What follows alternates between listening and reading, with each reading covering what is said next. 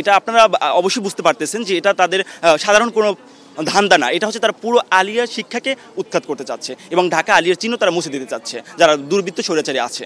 এখানে আজকে আমাদের একটা প্রোগ্রামটা ছিল আমাদের বার্ষিক সাংস্কৃতিক অনুষ্ঠান।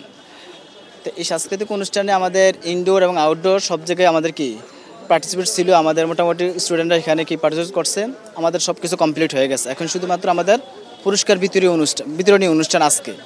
তো পুরস্কার বিতরণী অনুষ্ঠানে এটা আমাদের পূর্ব ঘোষিত।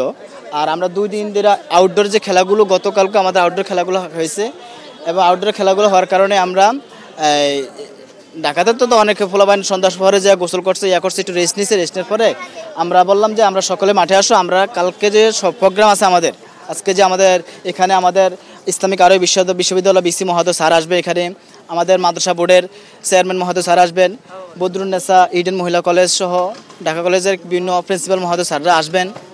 আমরা শুনেছি এরকম তারা আসবেন। তো তারা আসবেন, তো আমরা ভাবলাম যে এখানে তো তাদের একটা সিকিউরিটি ব্যাপার আছে। আমাদের প্রতিষ্ঠান থেকে আমরা যারা ভলান্টিয়ার দায়িত্ব, তারা আমরা এই ভলান্টিয়ারের যেই কার্যকলাপগুলো আমরা প্রত্যেককে ভাগ করে দিচ্ছি, কারণ রাত্রে তো সবাই যে ঘুমাবে। তো ওই সময় কোনো একজন দুষ্কৃতী বা যে কেউ হোক এসে এখানে আমাদের এই তালার এখানে তালাটা ভেঙে ফেলে সে এখান থেকে, এবং কি তালা ভেঙেছে সাথে আমাদের যেই তালা লাগানো যে ইয়েটা আছে ওইটাও কিন্তু কি বাঁকা করে ফেলছে। আমরা পরে ওখান থেকে দেখে আমরা ওই ইয়ার সামনে বসে বসে কি করতেছিলাম, আলোচনা করতেছিলাম কে কাকে কি দিব। ওই সময় তখন আমরা এদেরকে দেখে আমরা বলছি কে বলছে, এরা দৌড় দিছে। এই দৌড়ের সাথে সাথে এরা কী করলো, যে সামনে গিয়ে পুলিশের গাড়িতে উঠে গেল, যেটা আমাদের জন্য খুবই হতাশাজনক। যে বর্তমান পুলিশের গাড়িতে তারা উঠে যাবে, এটা আমরা কখনো কি করি না, প্রত্যাশা করতে পারি না যে তাদের কাছ থেকে। কারণ এটা তো 5 আগস্টের বাংলাদেশ না, এটা 5 আগস্টের পরবর্তী বাংলাদেশ। এটা আমাদেরকে খুব হতাশা করছে। তাই আমরা চাচ্ছি যাতে এই আদালত নিয়ে আমাদের আজ থেকে না প্রায় 2013 সাল থেকে এটা নিয়ে সমস্যার সম্মুখীন আসতেছে, 12-13 সাল থেকে। তখন তো আমরা ছিলাম না, তখন আমরা যতটুকু জানি তখন এটা কথা ছিল 3 মাসকার জন্য এই আদালতটা অস্থায়ী আদালত বসবে। ঠিক আছে, তো অস্থায়ী আদালত 3 মাসের জন্য বসবে। ঠিক আছে, 3 মাস আপনারা থাকেন। 3 মাসের জন্য হয়তো মাদ্রাসা প্রশাসন বা কেউ অনুমতি দিচ্ছে কিনা সেটা জানি না আমি। তবে 3 মাস পরবর্তীতে এখনও তাদের সে 3 মাস পূর্ণ হয় না। দুঃখজনক বিষয়, এখনও তাদের সেই পূর্ণ হয় না। 5 আগস্টের পরবর্তীতে যখন এই আদালতে আমাদের দেশের প্রধানমন্ত্রী আমাদের দেশের সকল কিছুর পথ পরিবর্তন করছে, তখন আমরা বাংলাদেশের যে বর্তমান যে উপদেষ্টা আছে, স্বরাষ্ট্র উপদেষ্টা এবং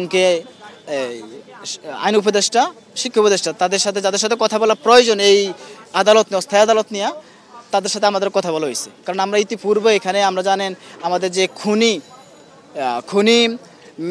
সাবেক মেয়র গ্রেসা ফজলুল তাপস এখানে কিন্তু এসেছিল এই মাঠকে কেন্দ্র করে। তার সাথে আমাদের এই প্রতিষ্ঠানের শিক্ষার্থীরা আক্রমণের শিকার হয়েছে। আমাদের অনেক শিক্ষার্থীরা গুলি আঘাত পেয়ে তারা বুলেটের আঘাত খেতে হয়েছে।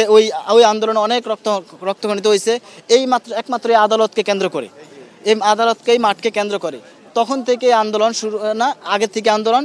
এখন আমরা চাচ্ছিলাম যে এখন তো আর আমাদের সেই খুনিদের স্বৈরাচারীদের আমল নাই। এখন আমরা একটি সুন্দর দেশ গঠন করব, যেখানে আমাদের শিক্ষার্থীর সবচেয়ে বড় ভূমিকা রাখতেছে এবং ইনশাআল্লাহ সামনে আরও রেখে যাবে। ইনশাআল্লাহ সেই প্রত্যাশা আমাদের থাকবে। এখানে কোনোভাবে থাকবে না আদালত, এখানে আমরা কোনোভাবে আদালত রাখতে চাচ্ছি না। আদালত এখান থেকে চিরতরে সরে যাবে। কারণ আমাদের এখানে আজকে আমাদের সবচেয়ে, আপনাদের জ্বলন্ত প্রমাণ আজকে আপনারা দেখেন যে আজকে আমাদের সবচেয়ে বড় ক্ষতি হয়ে গেছে। কারণ আমাদের এই যে আজকে এত বড় একটা প্রোগ্রাম, সেই প্রোগ্রামটা আজকে কি শুধুমাত্র তাদের ঘোষণা দিয়ে সেটাও কিন্তু আমরা জানতাম না। এবং সব জায়গায় চিঠি দেওয়া ছিল আমাদের। হ্যাঁ, আমরা কিন্তু সব জায়গায় জানাচ্ছি আজকে আমাদের এখানে প্রোগ্রাম, কিন্তু তাদের যে আজকে এখানে অস্থায়ী আদালত হওয়ার কথা সেটাও কিন্তু আমরা জানতাম না। রাতেও কিন্তু আমরা জানতাম না। জানছি কখন, যখন এখানে আদালত এটা ভাঙ্গা হয়েছে, আমরা অবস্থান করছি, তখন আমরা শুনতে পারি কি যে এখানে নাকি কি হবে, অস্থায়ী আদালত বসবে।